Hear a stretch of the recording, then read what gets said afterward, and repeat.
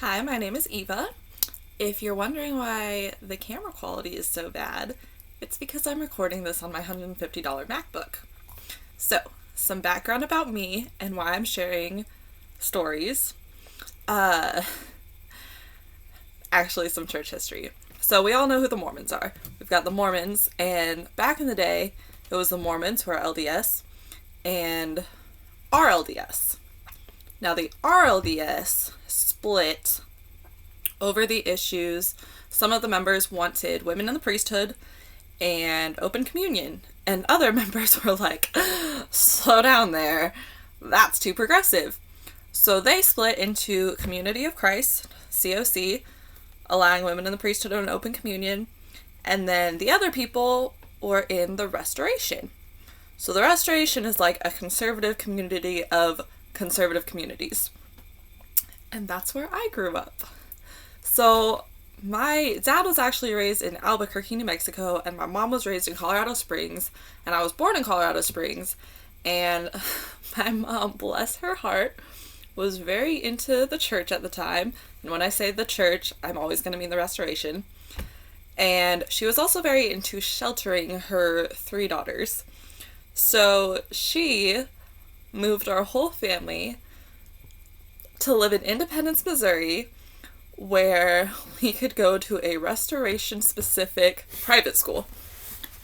And that's where I went to school for 13 years in the same building, wearing red, white, and blue plaid skirts cut below the knee. So that's the background of the very, very conservative community that I was completely raised in. I am proud to be a liberal in liberal communities now. I feel like I can finally relax and live in a world that supports like civil rights and human equality. So I work for a nonprofit with homeless teenagers now, and I went to a college with a lot of international students, and it's been great. But I have a lot of angst about my childhood because, like, I was down with the religion, I was down with being involved in church, youth groups, camps, whatever. I was not down with the conservative mindset that has led to Trump being elected, quite frankly.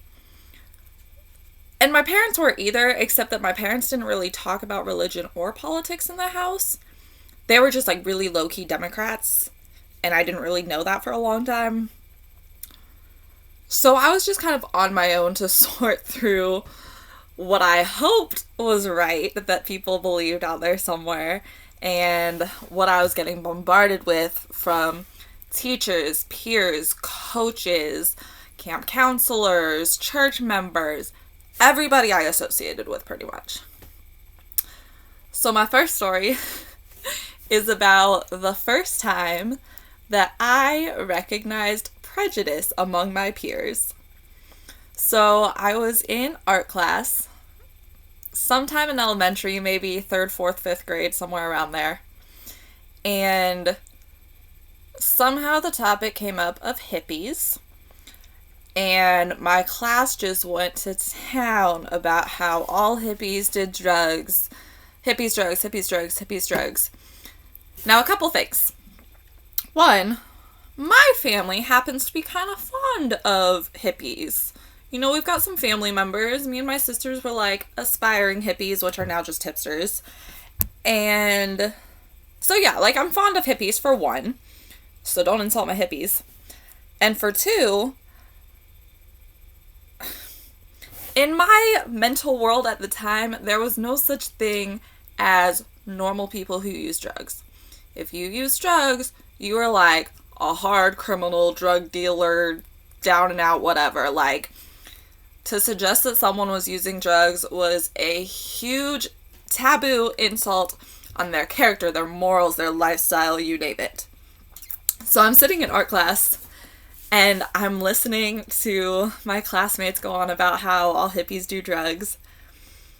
And I am so indignant and mortified and offended. And I was so upset by this. I didn't speak up, but I was, because, I mean, what am I going to argue? Like, oh, well, based on all my hippie research, you're wrong. Which, I mean, now that I'm an adult, they were probably right. Like, most hippies are doing pot, right? It's kind of a rite of passage or something. But I didn't know that.